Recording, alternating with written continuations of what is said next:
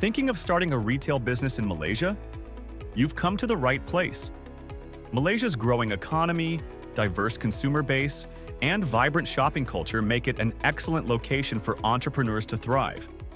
First, identify your niche, whether it's fashion, electronics, groceries, or specialty products. Understanding your target market will help you select the right location, from busy shopping malls to community-based outlets. Next, register your company with the Companies Commission of Malaysia, also known as SSM.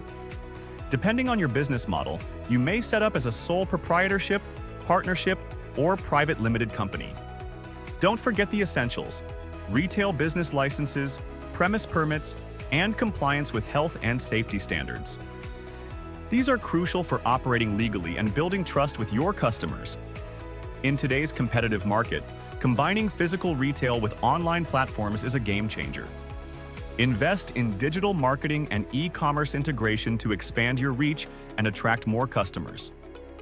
Starting a retail business in Malaysia may sound challenging, but with the right guidance, it can be highly rewarding. At 3E Accounting Malaysia, we provide expert business incorporation and advisory services to help you succeed. Visit 3E Accounting Malaysia to get started today. Let's make your dream business into reality.